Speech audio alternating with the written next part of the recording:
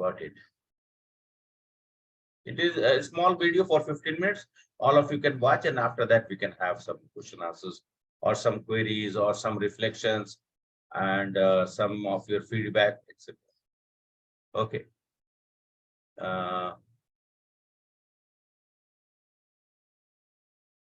Is it audible?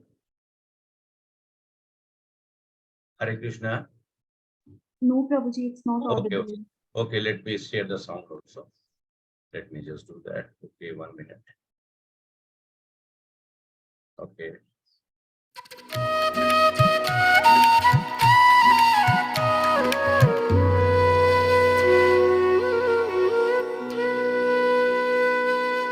हरे कृष्णा। आपको जादू देखना पसंद है? क्यों नहीं, हम सभी ने बचपन में या कभी न कभी जादू के खेल जरूर देखे हैं। जादू हमें रोमांचित करता है और कुछ ही समय तक रहता है, लेकिन क्या आपने किसी ऐसे जादूगर के विषय में सुना है जिसके जादू का प्रभाव अनेकों वर्षों तक चलता रहा हो?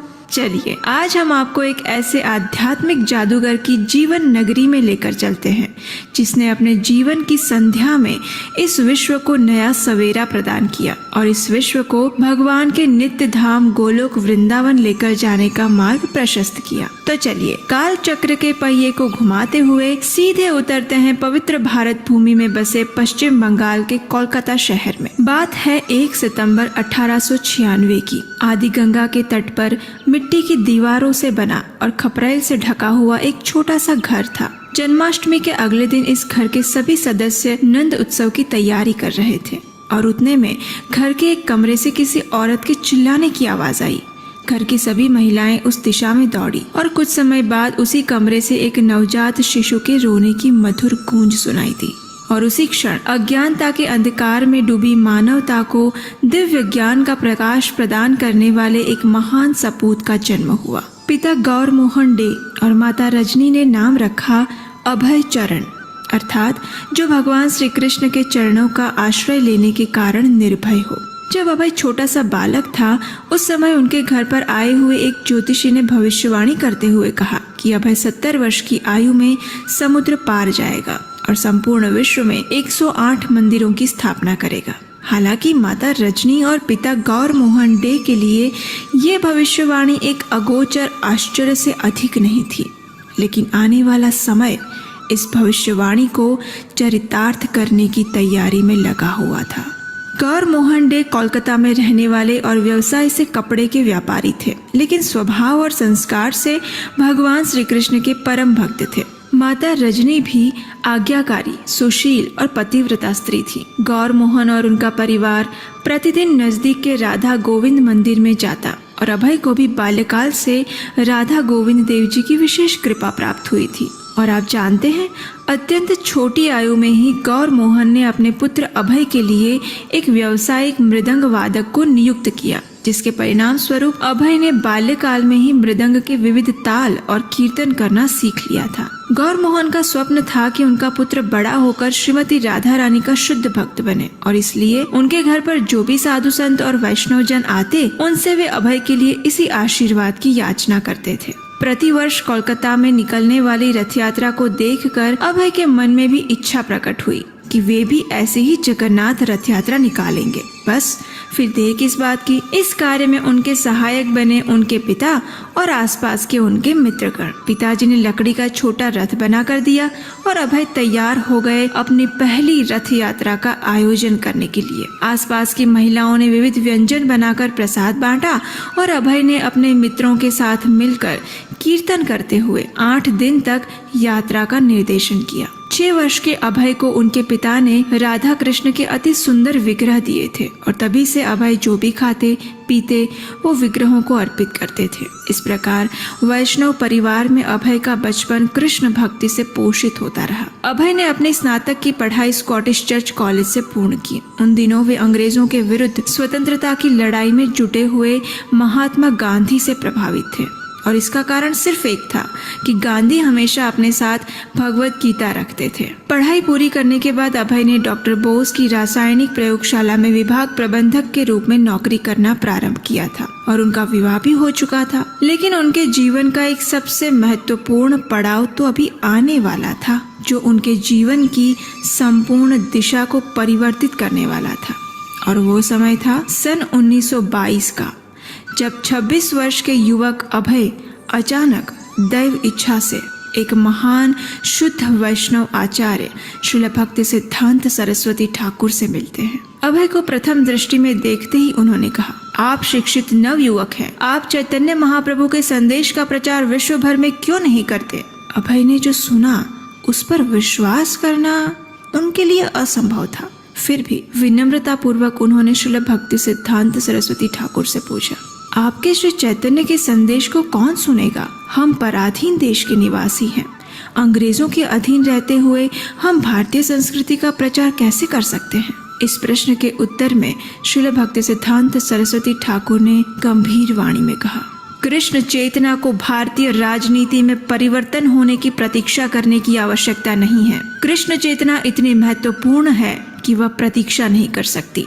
प्रथम मुलाकात में ही अभय श्रील सिद्धांत सरस्वती ठाकुर की निर्भीकता, पवित्रता और शास्त्र ज्ञान से युक्त प्रखर बुद्धिमत्ता से प्रभावित हो गए और अपने हृदय में उन्होंने श्रील भक्ति सिद्धांत सरस्वती ठाकुर को अपना आध्यात्मिक गुरु स्वीकार कर लिया। बस फिर क्या था? इस घटना के 10 वर्ष बाद 1932 में अभय ने औपचारिक रूप से श्रील भक्ति सिद्धांत सरस्वती ठाकुर से दीक्षा ग्रहण की और दीक्षा के समय उन्हें अभय चरणारविंद नाम प्रदान किया गया। अब वे गौड़ीय वैष्णव गुरु परंपरा के अधिकृत शिष्य बन चुके थे। उनके गुरु ने उन्हें आदेश दिया था, यदि तुम्हें कभी धन मिले तो उससे पुस्तकें छापना। और अब अभय ने अपने गुरु के इन वचनों को अपने जीवन का आधार बना लिया था। समय का चक्र चलता गया। अभय अपने आध्यात्मिक जीवन के साथ अपने परिवार की जिम्मेदारियां भी निभा रहे थे। वे अपने व्यस्त दैनिक कार्य से समय निकालकर भगवत गीता और श्रीमद् भागवतम का अनुवाद करते, ये सोचकर कि जब उन्हें धन मिलेगा तो वे इसे प्रकाशित करवाएंगे। हालांकि उनका परिवार उनकी आध्यात्मिक अभिलाषा को पूर्ण करने में कोई रुचि नहीं रखता था, लेकिन फिर भी अभय अपने गुरु के वचनों को पूर्ण करने हेतु दृढ़ संकल्प थे। व्यवसाय की कठिनाइयां और परिवार की जिम्मेदारियों के बीच संघर्षरत अभय के जीवन में आखिर एक दिन ऐसा आया जब उन्हें जीवन का एक महत्वपूर्ण निर्णय लेना पड़ा। एक दिन जब अभय अपने व्यवसाय से वापस अपने घर पर आए तो उन्होंने देखा कि वे जिस भगवत गीता का अनुवाद कर रहे थे वे उनकी हस्तलिखित पांडुलिपि उनकी मेज पर नहीं पड़ी हुई थी। उन्होंने इधर उधर देखा, शायद कहीं और रख दी हो। कई जगह पर ढूंढने के बाद भी उन्हें अपनी पांडुलिपि प्रतियां नहीं मिली। इसलिए उन्होंने अपनी पत्नी को आवाज लगाई और पूछा, क्या तुमने मेरी भगवत गीता की पांडुलिपि प्रतियां देखी है? आज सुबह ही मैं यहीं पर उसे रख कर गया था, लेकिन अभी मिल नहीं रही। अभय के प्रश्न को सुनकर उनकी पत्नी ने जो उत्तर दिया वो अभय के लिए अकल्पनीय था। उनकी पत्नी ने कहा, अच्छा वो तो आज सुबह ही मैंने एक रद्दी वाला आया था, उसे बेच दी थी। ये सुनकर अभय के पैरों तले से जमीन खिसक गई। फिर भी हिम्मत करते हुए उन्होंने पूछा, आखिर क्यों तुमने ऐसा किया? तो पत्नी ने उदासीनता पूर्वक कहा, क्योंकि मुझे चाय और बिस्कुट खरीदने थे। ये सुनकर अभय के सिर पर जैसे वज्रपात हुआ। उनके लिए इस बात को स्वीकार करना असंभव था कि कोई व्यक्ति केवल चाय जैसे तुच्छ नशे के लिए भगवत गीता जैसे महान ग्रंथ की बहुमूल्य प्रतिलिपियों को बेच सकता है। और आखिर क्यों न हो, अभय ने रात भर जाग कर उन पांडुलिपियों को तैयार किया था, उनका अंग्रेजी भाषा में अनुवाद किया था, तात्पर्य लिखे थे और अब बस वे प्रकाशन के लिए जाने ही वाली थी। ऐसे में सिर्फ एक चाय के लिए उसे रद्दी में दे देना, ये बात उनके लिए असह्य थी। इस कड़वे घूंट को गले से उतारते हुए आखिर उन्होंने अपनी पत्नी को एक आखिरी सवाल पूछा, तुम्हें चाय चाहिए या मैं? अभय के इस प्रश्न में गंभीरता के साथ एक अगोचर दृढ़ संकल्प था। पत्नी ने सहजता पूर्वक कहा, मुझे चाय चाहिए, मैं उसके बिना नहीं रह सकती, बस।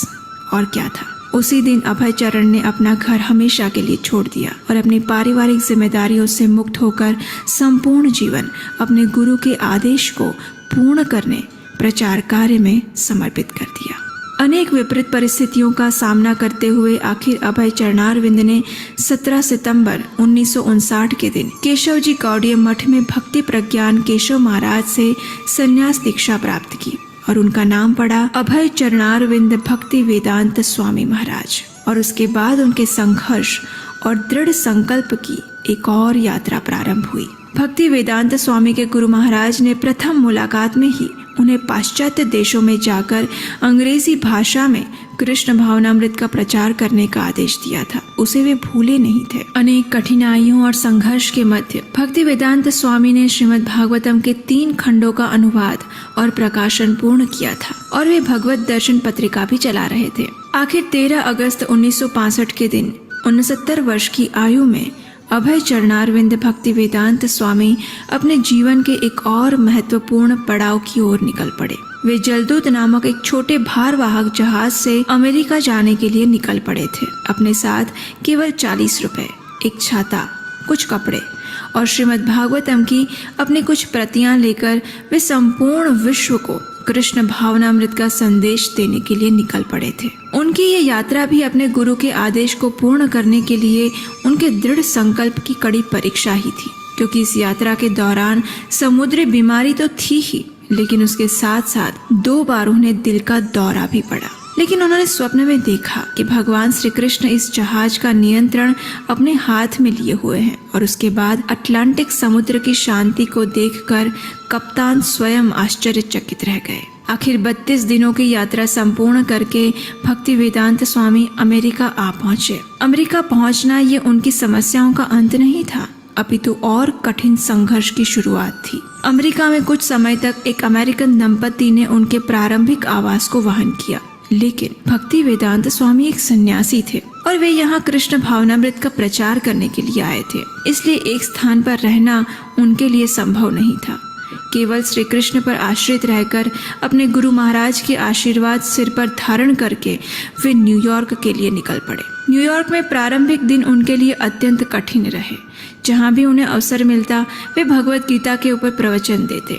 अमेरिका में उस समय हिप्पी समाज के युवक जो कि जीवन के लक्ष्य की खोज में थे, उन्होंने श्रील प्रभुपाद जैसे संत को पहले कभी नहीं देखा था और न ही कृष्ण भावनामृत के विषय में सुना था, लेकिन वे सभी इस पवित्र और शुद्ध वैष्णव सन्यासी से प्रभावित अवश्य थे। इस प्रकार श्री कृष्ण की कृपा और उनके गुरु महाराज के आशीर्वाद से धीरे धीरे हिप्पी समाज के कुछ गंभीर युवक युवतियां उनके पास भगवत गीता का प्रवचन सुनने के लिए आने लगे। भक्ति वेदांत स्वामी ने उन्हें कृष्ण भावनामृत और कृष्ण भक्ति का पवित्र ज्ञान प्रदान किया और कुछ समय बाद उनमें से कुछ भक्तों को दीक्षा प्रदान की। उनके शिष्य उन्हें प्रेम से श्रील प्रभुपाद के नाम से बुलाते हैं। श्रील प्रभुपाद और उनके शिष्यों ने कुछ समय पश्चात न्यूयॉर्क के लोअर ईस्ट साइड में एक स्थान प्राप्त किया, जहां आधिकारिक रूप से इस्कॉन यानी अंतर्राष्ट्रीय कृष्ण भावनामृत संघ की स्थापना हुई। श्रील प्रभुपाद ने अपने कुछ शिष्यों को विश्व के विभिन्न कोनों में कृष्ण भावनामृत का प्रचार करने हेतु भेजा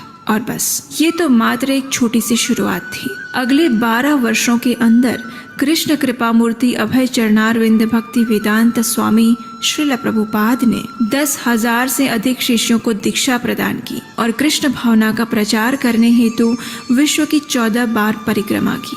और इतना ही नहीं, अपने बचपन की भविष्यवाणी को सार्थक करते हुए उन्होंने संपूर्ण विश्व में अलग अलग देशों में 108 से अधिक मंदिरों की स्थापना भी की। इसी मर्यादित समय में उन्होंने अनेक गुरुकुल, विद्यालयों और गौशाला एवं कृषि क्षेत्रों की स्थापना भी की। विश्व इतिहास में सर्वप्रथम बार श्रील प्रभुपाद के ही कारण भगवान श्री जगन्नाथ अपने पूरी धाम से बाहर आए और संपूर्ण विश्व के महानगरों में उनकी रथ यात्राएं आयोजित की गई। आपको आश्चर्य होगा, लेकिन इसी समय के दौरान उन्होंने 51 पुस्तकों का अनुवाद किया और उसका प्रकाशन भी करवाया। और इतना ही नहीं, आज उनकी पुस्तकों का 28 से अधिक भाषा में अनुवाद हो चुका है और संपूर्ण विश्व के कोने कोने में विविध भाषाओं में उनके आध्यात्मिक ग्रंथ पढ़े जाते हैं। और आपको ये जानकर अधिक आश्चर्य होगा कि ये सारे कार्य उन्होंने 70 वर्ष से 81 वर्ष की आयु के मध्य किए, जब सामान्यतया लोग निवृत्ति स्वीकार कर लेते हैं।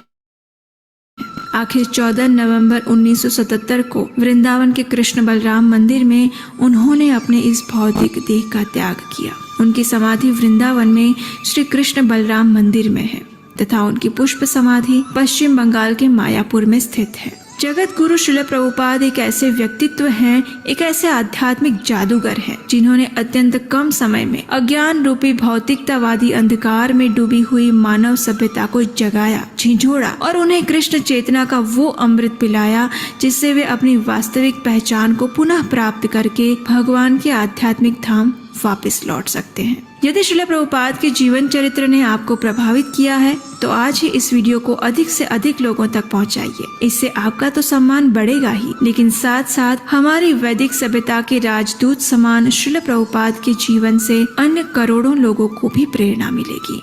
यदि आप श्रील प्रभुपाद जी के जीवन चरित्र के विषय में और अधिक विस्तार पूर्वक जानना चाहते हैं तो हमें नीचे कमेंट बॉक्स में जरूर लिखिएगा। हम आपके लिए श्रील प्रभुपाद के जीवन चरित्र पर आधारित एक और नई श्रृंखला लेकर आएंगे।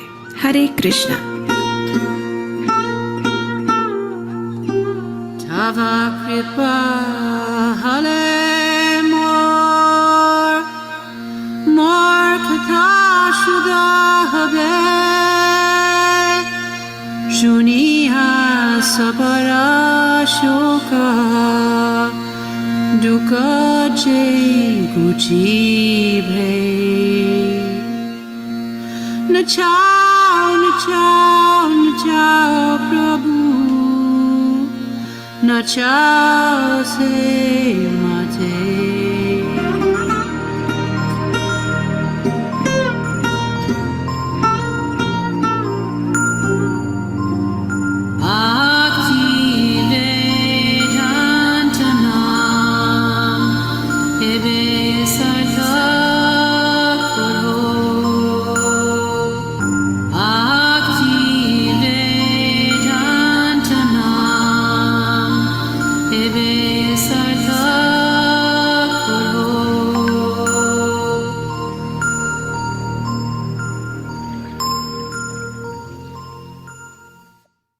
हरे कृष्णा।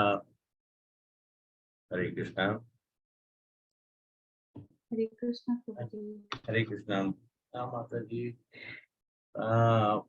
ओके, हरे कृष्णा। आप सभी लोग यहाँ पर उपस्थित जो हमारे साथ में हैं, सभी को फिर एक बार अभिनंदन करते हुए, और आप सब लोग को इस सत्र में, स्पेशली ये सत्र मैंने रखा था क्योंकि उस दिन हम सब लोग श्रृंखला में कुछ क्वेश्चन आंसर्स और कुछ रिफ्लेक्शन, कुछ आप लोगों का कमेंट्स हम लोग नहीं ले पाए, तो वो उसी की वजह से मैंने रखा है। कल एक्चुअली कल ही करना था, लेकिन हम सब लोग नहीं कर पाए, कुछ ना कुछ कारणवश। मैं अलग अपने इस्कॉन संस्थान से जुड़े हुए, तो वहाँ पर कुछ कार्य था जन्माष्टमी से रिलेटेड, तो हम सब लोग उसी में व्यस्त हो गए। तो आज आप सब लोग के लिए प्लेटफॉर्म खुला हुआ है, आप लोग कुछ भी पूछ सकते हैं, कुछ भी बोल सकते हैं। आज मैं बस प्रार्थना कर कर और आपको एक छोटा सा वीडियो दिखाना चाहते थे। आपके पास समय है और आप पूछ सकते हैं। पहले हम लोग प्रार्थना कर लेते हैं। ओम अज्ञानतिमिरान्धस्य ज्ञानाञ्जनशलाकया चक्षुर्मिलितं येन तस्मै श्रीगुरवे नमः। नमो विष्णुपादाय कृष्णपृष्ठाय भूतले श्रीमते भक्तिवेदांत स्वामिनिति नामिने।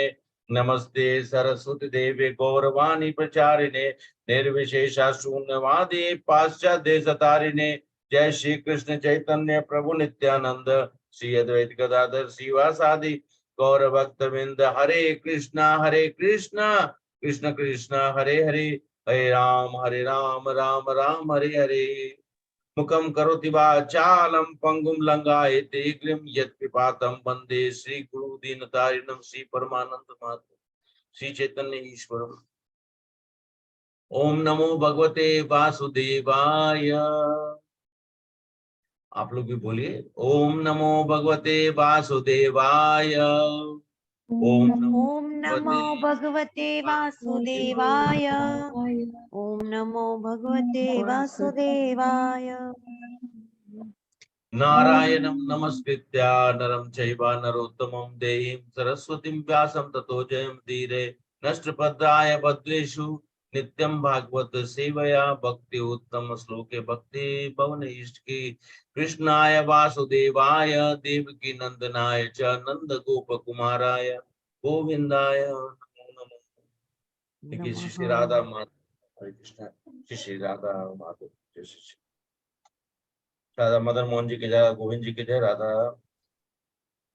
गोपीनाथ की जय, राधा रमन की जय, राधा माधव की जय, जगन्नाथ बलभद्र सुभद्रा मैया के सुदर्शन प्रभु की जय, गौरंगा की जय, गौर निताय की जय, अनंत कोटि वैष्णव की जय, श्री प्रभुपाद की जय। हरे कृष्णा। मैं एकमात्र भौतिक जगत में हूँ, बाकी आप सब लोग जो हैं वो भगवान के ब्रह्म क्षेत्र में प्रवेश कर चुके हैं, क्योंकि एकमात्र मैं हूँ जो जिसकी दृष्टिगोचर आप सब लोग कर रहे हैं, बाकी आप सब लोग में से कोई भी नहीं है। तो पहले तो आप सब लोग कम से कम, आज तो ज्यादा लोग हैं नहीं, आप लोग वीडियो ऑन कर सकते हैं अगर आप सब लोग को कोई परेशानी ना हो, क्योंकि एक ब्लैक स्क्रीन के ऊपर में बोलने का फिर अनुभव एक अजीब सा होता है। ऐसा लगता है जैसे कि हम लोग किसी ब्लैक बोर्ड को बोल रहे हैं। मीनाक्षी Hare माता जी। Krishna Prabhuji, at my place current is Hare not there. Krishna Prabhuji. I have to keep ji it off. जी जी माता जी। At my place there is no power. Sorry. At my place there is no power. There's a Okay, power okay, cut. no, So no, no, no problem, no problem. Okay, whoever can switch on their videos, it will be good so that I can at least interact with them. हाँ, हम लोग आज जो है यहाँ पर उपस्थित हुए हैं, क्वेश्चन आंसर आप लोग का आज सेशन है। मैं तो प्रार्थना कर लिया, वीडियो दिखा दिया, अब आप लोग के लिए है, जो आप लोग पूछना चाहते हैं, कुछ आप लोग जो है बताना चाहते हैं, तो वो आप लोग बताइए। और आप सब लोग ठीक है, हमारे यहाँ पे जितने भी हैं, इनमें से कौन कौन लोग हैं जो हमारे सत्र में जुड़े हुए हैं? हरे कृष्णा। कोई भी हमारे श्रोतागण, माता जी और प्रभु जी, आप लोग सुबह का सेशन में कोई जुड़े नहीं है? ओके। अभी तो नहीं जुड़े। नहीं प्रभु जी, नहीं माता प्रभु जी। हरे कृष्णा। अच्छा माता जी, लिंक हरे आज सुबह में आया था, आप सब लोगों ने देखा होगा वो लिंक में। श्री माता जी, टुडे लिंक हैज कम ना? yes, Prabhuji, Nikhil Prabhuji has shared it. Okay okay okay. Nikhil Prabhuji or Shailaja Mataji, someone has shared. Okay, तो आप लोग प्रयास करिए ज्वाइन करने का कल से। और अभी आप लोग अगर आप लोग का कुछ प्रश्न हो, कुछ पर्सनल एक्सपीरियंस हो, आप लोग शेयर कर सकते हैं। जहां तक जहां तक संभव होगा, मैं प्रयास करूंगा आप लोगों का उचित जवाब देने का। हरे कृष्ण। हरे राम, हरे कृष्णा प्रभु जी। हाँ माता जी बोलिए। हरे कृष्णा जी, मैंने आपको जब आप आत्मा के बारे में क्लास लिया था, तो मैंने पूछा था आपको मेरी माँ के बारे में। हाँ, माँ के बारे में पूछा था, तो हाँ बोलिए, आगे बोलिए। अभी आपने बोला था तो एकादशी के दिन गुजर गए तो उनको कोई ना कोई लोग, अच्छे से लोग उनको प्राप्त हो जाएगा। जी जी आपने बोला कि कर्म करते हैं, जो भी कर्म अच्छा बुरा करते हैं तो उसके हिसाब से पुनर्जन्म होता है जी। ना? हम्म, तो दो चीजें। अभी इंसान होने के बाद अच्छे कर्म बुरे कर्म दो भी होता है ना? हाँ इसके हिसाब से पुनर्जन्म तो होना चाहिए। फिर आपने बोला कि एकादशी के दिन गुजर गए तो उनको पुनर्जन्म नहीं हुआ। ये मुझे कुछ समझ में नहीं आया। हाँ, ठीक थोड़ा है ठीक इसके है। बारे में प्लीज आप बोल दीजिए क्या? हाँ बता। हाँ माता जी, तो आपने जैसे मुझसे वो बताया कि 81 के दिन माता जी ने अपना शरीर छोड़ दिया, तो हाँ, आत्मा जो है इसी 14 लोक में किसी लोक में गया है। जी, और 14 लोक में मतलब हम लोग बीच का लोक है, हमारा जो भूलोक है, भूवर लोक है, स्वर्ग लोक है, जनलोक है, तपलोक है, महरलोक है, सतलोक है। तो ब्रह्मा जी सबसे ऊपर में रहा, सतलोक जो है ब्रह्मा जी, और सबसे ऊंचा मतलब इस ब्रह्मांड में 14 लोकों में सबसे उच्चतम स्थान है। ठीक है। और हमारे भूलोक के नीचे में तल तल अतल सुतल पतल गतल जो है, इसे 7 जो है नीचे में लोअर प्लैनेट्स, जहाँ पे आप ये सब बोल सकते हैं कि वो 28 नरक का भी प्लैनेट्स है। और ये प्लैनेट्स होते हैं जो लोअर प्लैनेट्स, जब हम हमारे कृत्य जो हैं वो खराब होते हैं। जैसे कि हम ऐसा कहा जा सकता है कि अपने जीवन काल में हम किसी को कष्ट पहुंचाते हैं, जिस तरह का कष्ट पहुंचाते हैं, अगर हम जैसे कि जानवरों की हत्या करते हैं, तो जब जानवर की हत्या होती है और अगर आप करते हैं उसको, तो आप मम मम शब्द होता है, मतलब कि अब अगला जन्म में मैं तुम बनूंगा, तुम मैं बनूंगा, और ऐसे ही होता, परिवर्तन होता, क्योंकि आपने तो एक जानवर की हत्या की है। अब ये हो रहा है, ये मैं बता रहा हूं, जो जो लोग इस भौतिक जगत में भौतिक चीजों के साथ में तीन त्रिगुण में फंसे हुए हैं, उनके लिए मैं बता रहा हूँ। वह डिवोटी, भक्ति, वो सब भी आप भूल जाइए, सिर्फ नॉर्मल लोगों की मैं बात कर रहा हूँ, जो लोग मतलब दिन प्रतिदिन उनका जो है क्रियाकलाप में कोई कुछ ऐसा भक्ति उक्ति नहीं, वो लोग बस हाँ, वो मन आया तो कुछ चंदा दे दिए तो पुण्य हो गया, मन आया तो कुछ भी किए, लेकिन ज्यादातर काम जो है, अगर हम क्रूर काम करेंगे, गलत काम करेंगे, तो हमको नीचे का लोक मिलेगा। अब नीचे का लोक में हो सकता है कि गधा, घोड़ा, बिल्ली, पता नहीं कौन सा रूप मिलेगा, मनुष्य से परिवर्तन होकर नीचे के लोक में जाइएगा। फिर नीचे के लोक से हम सब लोग को वापस धरती लोक पे आने के लिए वो समय लगता है, परिवर्तन होते रहता है। जैसे मैंने कहा कि जानवरों को भी एक तरह का सेंस होता है, धीरे धीरे उनका भी मतलब एक कैसा बोल सकते हैं कि प्रोग्रेशन होता है। और अंततः मैंने 3 जानवरों के बारे में बताया था कि यहाँ आने के बाद प्रायः उनमें से लोग का जो है वो मनुष्य योनि मिलती है, लेकिन मनुष्य योनि होकर हम सब लोग जब ऐसे कर्म करते तो हम नीचे की हो जाते हैं, और अगर अच्छा करते हैं तो यहाँ से 6 लोक है ना जो मैंने बताया, भूवर लोक, स्वर्ग लोक, जन लोक, तप लोक, महर लोक और सतलोक। सतलोक तो शायद पॉसिबल नहीं होता है जनरली लोगों को, लेकिन ये 5-6 लोकों में रह जाते हैं। लेकिन क्या था, पुनर्जन्म तो फिर वहां जाने के बाद वापस तो आना ही पड़ेगा।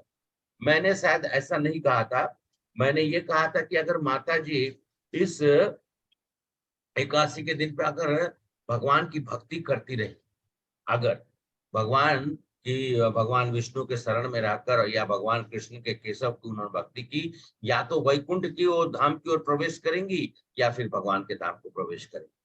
लेकिन जब तक हम भगवान का स्मरण नहीं करेंगे और भगवान की भक्ति नहीं करेंगे, तब तक हम इसी ब्रह्मांड में हमारा जन्म होता ही रहेगा। कौन सा योनि में होगा वो उसके कर्म का मतलब कर्म सिद्धांत के अनुसार। प्रभु जी, मेरा क्वेश्चन था, अगर इंसानों के कोई भी अच्छे बुरा कर्म कर लिया, लेकिन एकादशी के दिन गुजर गए, तो वो बुरा कर्म उनका नहीं, वो ऐसा नहीं होता, मतलब ऐसा नहीं होता। नहीं, एकदम नहीं होता है। 81 के दिन पे जरूर, क्योंकि एक अच्छी पुण्य तिथि के दिन, 81 के दिन पे क्या होता है कि आपको 100% है कि नीचे का मतलब तल तलातल सुतल पतल उसमें नहीं गए, माता जी जरूर ऊपर की ओर के लोक में गए। अब ये है कि वहां से भी हाँ, अब आपको एक और चीज में बहुत रहस्य वाली बात, ठीक है, ये आप हाँ शेयर कर सकते हैं। जमुना माता जी जो हैं, अब उसके बाद भगवान श्री कृष्ण की भक्ति कर रहे हैं, ठीक है, आप भगवान के नाम का स्मरण कर रहे हैं, तो हरे कृष्ण आप प्रभु जी।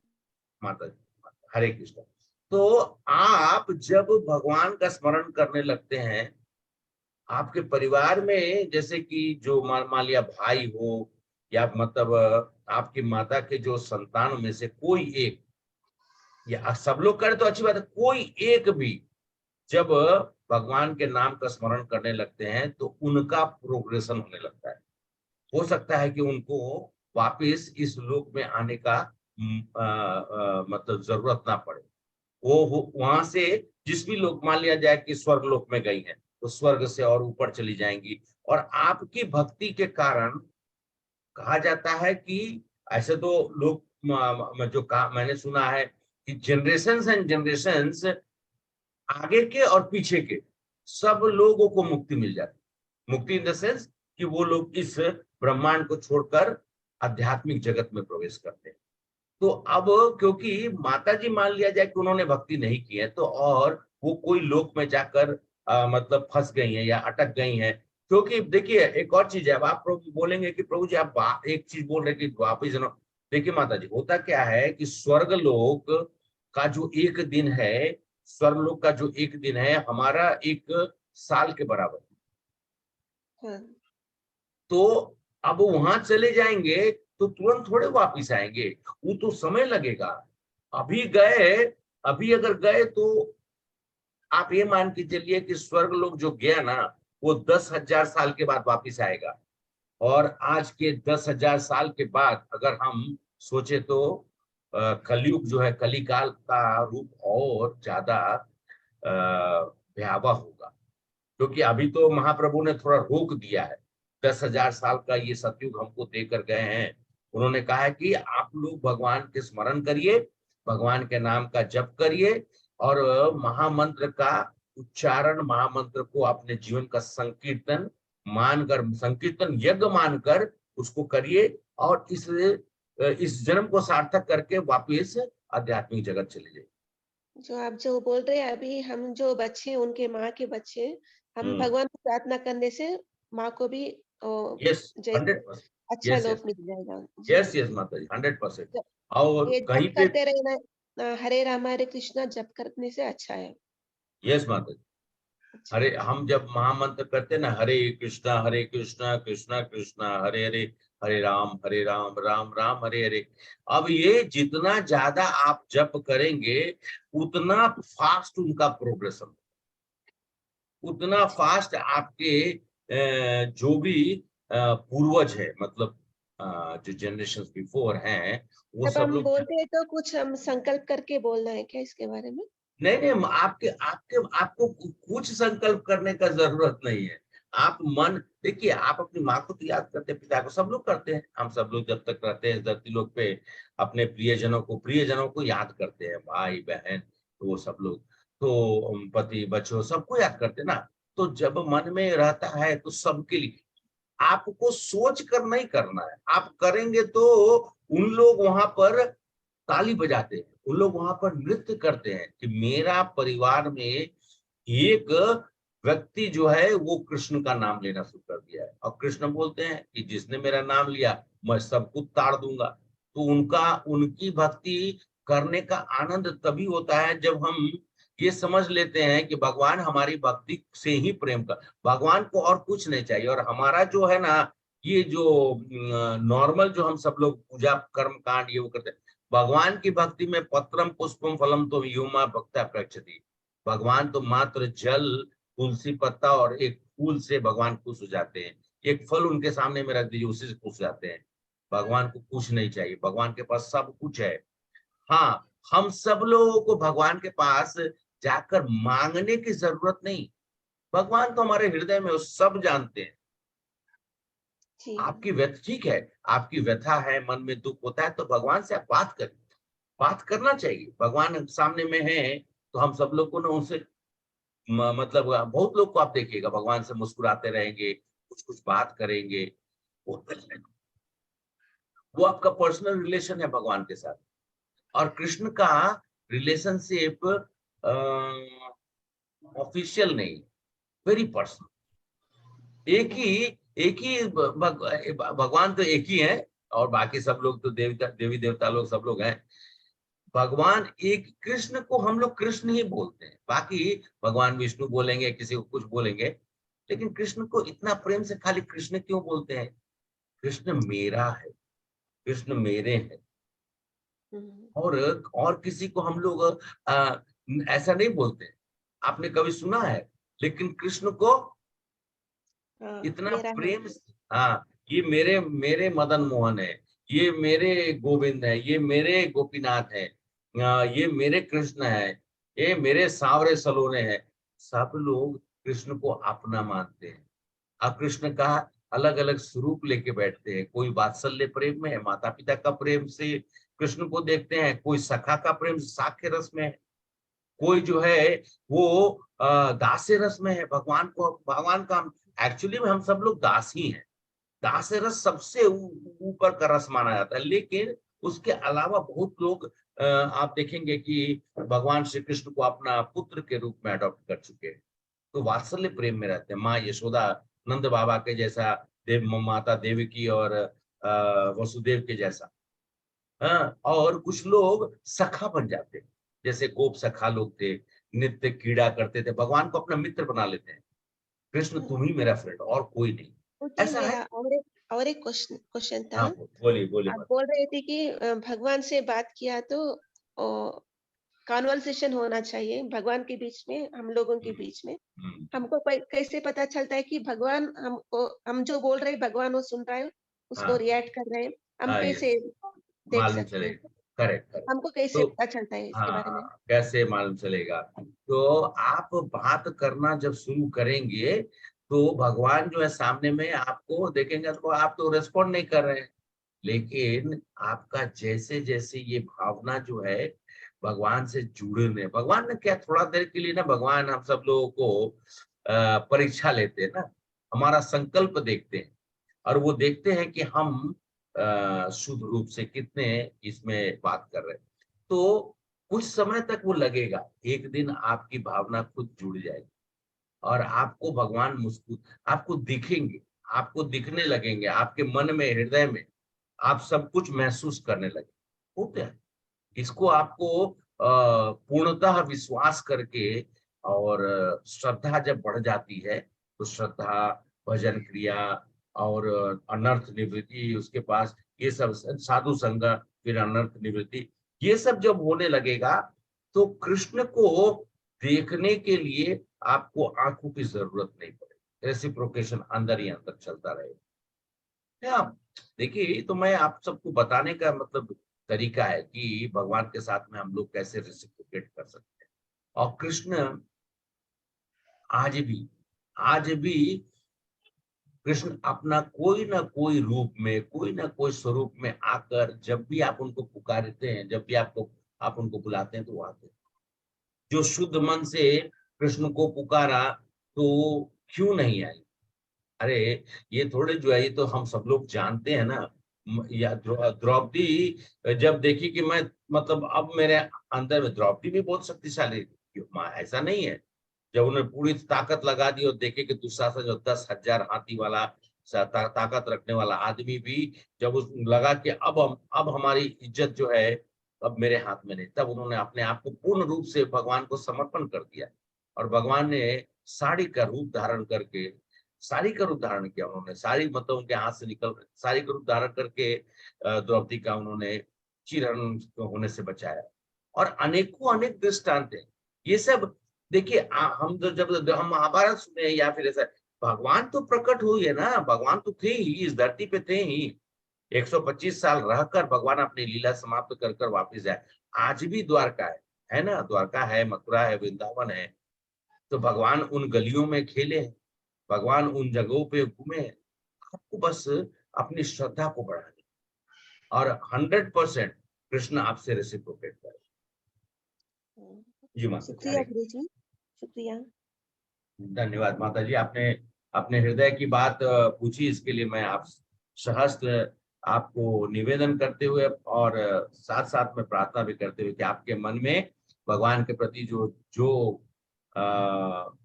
स्वीकारात्मक रूप में जो प्रेम है वो उजागर हो, और आप भगवान के नाम का स्मरण करें। या आप और कोई दिक्कत नहीं है, एकदम सिंपल है माता जी, कुछ भी नहीं, ना नियम ना कानून, कुछ भी नहीं है। और आप किसी भी अवस्था में भगवान के नाम का स्मरण कर सकते हैं। ठीक है, धन्यवाद गुरु जी। हरे कृष्ण प्रभु जी, मेरा एक प्रश्न था। हाँ, बोलिए। हम माला करते हैं तो हमें एकादशी पे इंक्रीज करना इम्पोर्टेंट रहता है? हाँ, आप दर्शन देंगे तो मैं बताऊंगा। अब ठीक है, नो प्रॉब्लम। अगर आप वीडियो ऑन करना चाहे तो करें।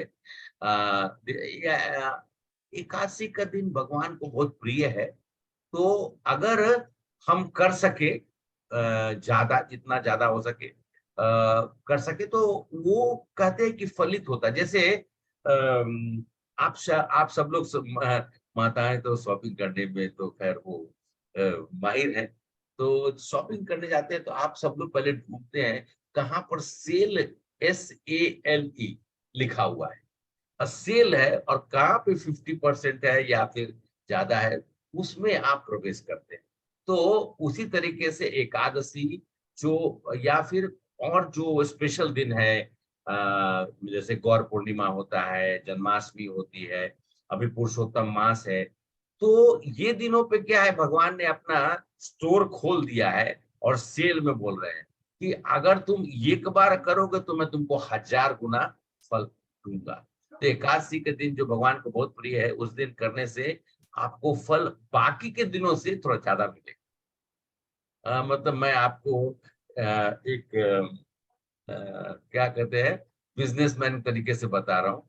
तो ज्यादा चैंट करेंगे तो number of times multiplied by that benefits आपको प्राप्त होगा। ओके, धन्यवाद प्रभु जी।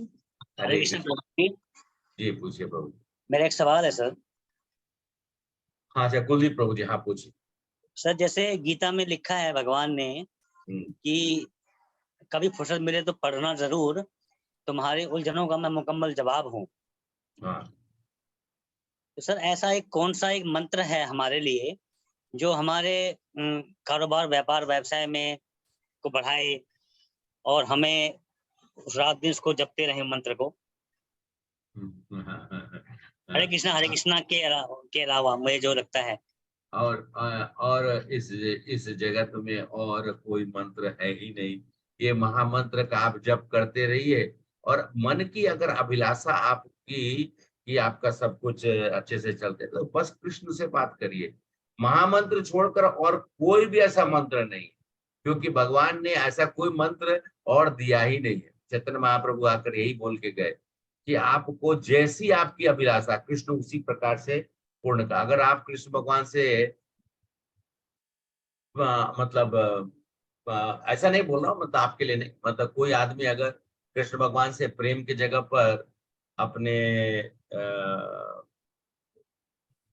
व्यवहारिक चीजें मांगता है। व्यवहारिक चीज मतलब जैसे कि हमारा ये अच्छा हो जाए, हमारे परिवार ऐसा हो जाए, मेरा ऐसा हो जाए, मेरा वैसा हो जाए, मेरे हाँ, हम अभी मैं आपको बता रहा हूँ, मेरे बच्चे का एडमिशन का प्रोसेस चल रहा था, तो हम सब भगवान को प्रार्थना कर रहे थे। लेकिन हम सब लोग भगवान से प्रार्थना क्या कर रहे थे, हम लोग जाकर हम अपने बच्चे को भी बोले, अपनी वाइफ है वो तो करती हैं, तो हम सब लोग, और मैं, मेरे तो घर नित्य प्रतिदिन की रहती है, तो मैं ये सोच कर नहीं, लेकिन बस मन में इतना ही है कि जो उनका जो एडमिशन प्रोसेस है वो जो है वो कंप्लीट हो जाए। और जब बच्चे को मैं बोलता तो मैं बोलता था कि तुम्हारी जो अभिलाषा है उसको प्रकट करने का जरूरत नहीं, तुम अच्छे से महामंत्र को, कृष्ण को याद कर लो, और कृष्ण को मालूम है कि हमको क्या करना।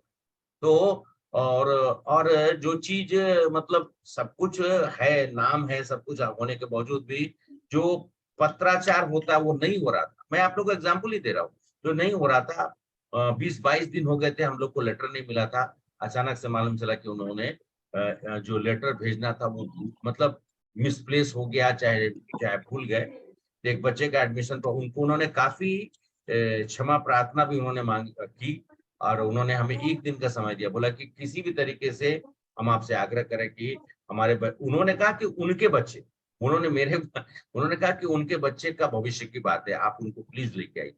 तो ये बात है, भगवान जानते हैं। हम लोग ऐसा नहीं बोल रहे कि भगवान से हमें मांगने की जरूरत, लेकिन भगवान जानते हैं कि ये परेशान है जो, तो भगवान अगर देखते हैं कि उनका भक्त अगर परेशान है तो भगवान क्या करेंगे, भगवान आएंगे ना, और हमारी जो परेशानी है उसको दूर करते हैं। और हमारी देखिए, हम भौतिक जगत में आए हैं तो हमारा मिनिमम रिक्वायरमेंट्स है।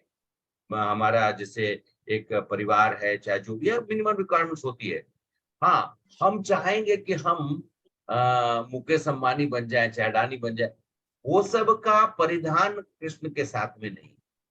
हाँ, कृष्ण आपको कुछ भी बना सकते हैं। कृष्ण भगवान ने 2 बार खाया, एक मतलब जो पोटली से सुदामा जी का, एक पोटली खाया तो एक जगत दे दिया, दूसरा बार खाया तो दूसरा दे दिया, जब तीसरा बार खाने के लिए हुई तो रुक्मिणी जी ने उनका हाथ पकड़ लिया। अब बोली कि रोक लिया, बोले कि कम से कम हम लोग का रहने के लिए तो जगह छोड़ दीजिए। तो भगवान तो ऐसे हैं, भगवान खुद को भिखारी बना दो और अपने भक्त को वो राजा बना दो। इसलिए उसकी चिंता ना करें, आप भगवान से पूर्णतः अपना प्रेम का संबंध स्थापित करिए। और वो प्रेम का संबंध भगवान उसके लिए क्या नहीं करते हैं। आपने तो पूरी महाभारत सुनी हुई है, देखी हुई है। कृष्ण के अलावा कौन किया है? आप तो सोचिए, कृष्ण नहीं है तो महाभारत का महाभारत में हमको क्या इंटरेस्ट रहेगा? कृष्ण के बिना कोई इंटरेस्ट है? जी तो जी कृष्ण थे तो सब कुछ उन्होंने। और कृष्ण ने कहा भी कि तुम नहीं कर रहे हो, मैं तुम्हें आदेश दे रहा हूँ युद्ध करने के, कर तो मैं ही रहा हूँ। जी और बर्बरिक जी ने तो देखकर बोला कि मैंने युद्ध में और कुछ देखा ही नहीं, मैंने सिर्फ अपने दादा श्री कृष्ण का सुदर्शन चलता हुआ देखा, और तो मैं किसी को युद्ध करते हुए देखा ही नहीं। इसलिए जी। आप निश्चिंत रहिए प्रभु, आप कुछ भी हो, मन का जो आपका वक्तव्य है वो भगवान जानते हैं। आप खाली भगवान को श्रद्धा से उनका नाम का स्मरण करिए बस। जी जी जी, प्रभु बहुत जी, शुक्रिया प्रभु जी। हरे प्रभु कृष्ण। जी, प्रभु जी, Yes, मेरा और एक क्वेश्चन था। जी और जब ये महाभारत कुरुक्षेत्र में युद्ध हुआ तो श्री कृष्ण जी ने अर्जुन जी को ये भगवत गीता उपदेश किया था ना? हाँ किसके लिए गीता। किया था? क्योंकि अपने ही अपनों से युद्ध हुआ था ना? तो हाँ अभी ये कलिकाल में भी जो हमारे रिश्ते हैं, हमारे अड़ोस पड़ोस में जो फ्रेंड्स है, रिलेटिव्स है, ये आजकल अच्छा आपको पता है ना क्या क्या चलता है रिलेटिव्स में सब। हाँ हाँ अभी सब- अभी हम क्या कृष्ण जी का जो उपदेश है हमको वही फॉलो करना है, क्या करना है? हाँ ठीक है माता जी, आपने कहा क्योंकि कली काल में हमारे दो तरह के युद्ध चलते हैं। एक तो युद्ध हमारे अंदर चलते रहता है, सत्व तमो रजोगुण के कारण हमारे शरीर के अंदर में मतलब ये विडंबना है कि हमारे शरीर के अंदर में ही सब कुछ है। हम राक्षस, देवता, देव, ये दानव, ये सब हम खुद बन जाते हैं। लेकिन साथ साथ में हम सब लोग जो आसपास में देखते हैं, तो भगवान श्री कृष्ण ने कहा है कि हमें बुद्धि और विवेक लगाकर अपना जीवन यापन करना चाहिए। आप कितने लोगों से युद्ध करेंगे? और युद्ध का मतलब, और जब अपने लोग हैं तो आप तलवार और तीर लेके तो नहीं न जाएंगे। आप लोग को आज के समय नहीं तो आपको जेल में डालेगा। तो ऐसा कुछ नहीं है। वो जो कृष्ण जो युद्ध का जो समय था, उस वक्त में युद्ध करना अनिवार्य था, मतलब कि जरूरी था। और नहीं, धर्म भगवान धर्म का भी जो गीता उपदेश में जो वही था ना, जो आज अधर्म के साथ अधर्म का वो जो पाथ में चल विनाश रहा है करना। उसके अगेंस्ट आप खड़े हो जाओ। अभी हाँ अरे हमारे आजकल ऐसे ही चलता ना, जो कोई अभी ऊपर कोई जा रहा है तो उसको टांग खींच के नीचे लाने का चलता है, या फ्रेंडशिप में ऐसे ईर्ष्या, फिर जलस, ऐसे सब चलता है ना। हाँ, माता जी, ये तो ये खाली जमुना माता जी के साथ ही नहीं, ये सब कह रहे मतलब रघुनाथ। ने आजकल सभी के साथ ऐसे चल, इसके हाँ यही ऐसे, क्वेश्चन है मेरा।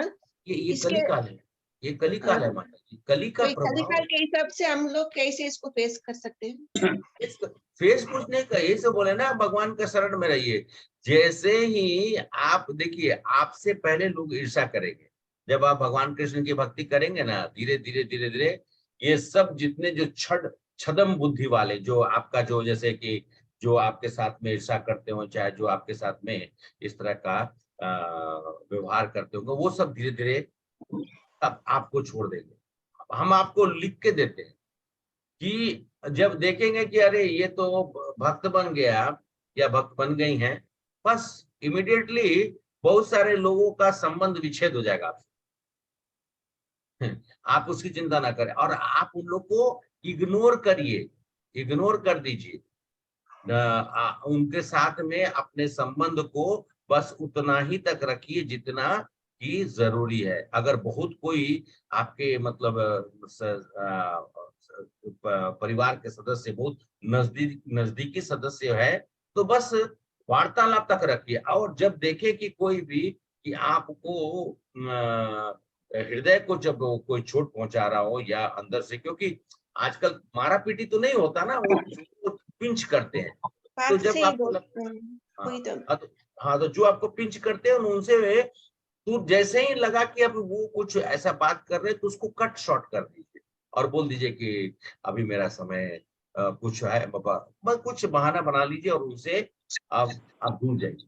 तो प्लीज ऐसे लोगों के साथ मत संग रखिए जो आपकी भक्ति का विनाश करते हैं, जो आपके मानसिक संतुलन को बिगाड़ते हैं। कृपया करके उनसे दूर दूर रहिए। और अपने घर में जब आप कृष्ण को भी देखिए, इसका उपाय मैं आपको वही बता दे रहा हूँ। कृष्ण को बीच में रखिए, सब कृष्ण के इर्द गिर्द रखिए। अपने घर को आश्रम बना दीजिए। आश्रम मतलब कृष्ण का आश्रय। तो जब आश्रम, आश्रम शब्द आप आजकल के भौतिक जो चीजों को देखकर नहीं समझे। आश्रम शब्द होता था जैसे शुरू से ही हम सब लोग आश्रम में, पहले गुरुकुल के आश्रम होता, गुरु का आश्रय। तो आश्रम, आश्रम जो है आश्रय शब्द से आया है।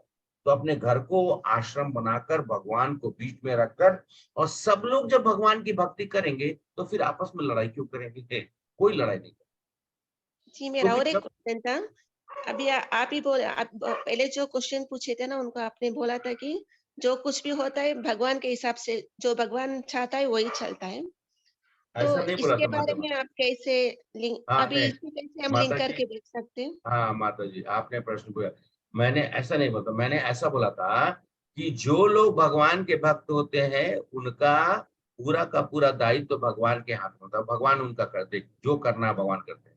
लेकिन जो लोग भगवान की भक्ति में नहीं है, जो कर्म क्षेत्र में, भौतिक जगत में मतलब लेफ्ट राइट कर रहे हैं, इधर उधर जो काम अपना दाएं बाएं ऊपर नीचे जो कर रहे हैं, वो सब लोग का जीवन का जो कार्यकलाप है, वो जो ऊपर जाना, नीचे आना, पुनर्जन्म लेना, ये वो है, वो सब उनके अपने कर्म के आधार पे होता है।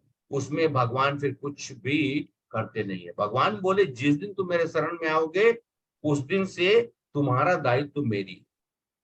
लेकिन हम भगवान के शरण में जाते ही नहीं ना, तो उन लोगों के लिए उनका कर्म ही आधार है। ठीक है माता जी, डिफरेंस आप समझ गए, कंफ्यूज नहीं करिए। जो डिवोटी है उसका life is in hands of Krishna, Krishna के हाथों में है।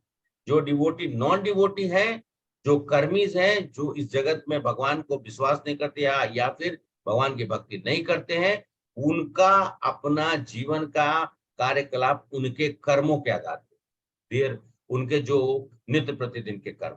ठीक है, हरे कृष्ण गुरु जी, Thank you. धन्यवाद। धन्यवाद। तो अब समय हो गया, मुझे लगता है कि और किसी का प्रश्न नहीं है। तो मैं आप सब लोग से हरे कृष्णा। अभय प्रभु, सुरेंद्र प्रभु जी, हरे कृष्णा। वैष्णवी माता जी भी ज्वाइन की थी, सुष्मिता माता जी। अच्छा, तो ठीक है, आप सब लोग अगर कुछ बोलना चाहते हैं तो बोलिए, अदरवाइज हम सब लोग आज का सेशन समाप्त करते हुए, और फिर से हम सब लोग गीता का 18 डेज का कोर्स स्टार्ट होगा और जल्दी सूचित होगा। उसमें हम सब लोग और थोड़ा जैसे गूढ़ चीजें जो हैं और श्लोकों का विश्लेषण भी होगा। उसके ऊपर में हम सब लोग क्लास जो है 18 दिन का आने वाले 1-2 सप्ताह में शुरू होगी, तो आप सब लोग ज्वाइन करिएगा जरूर।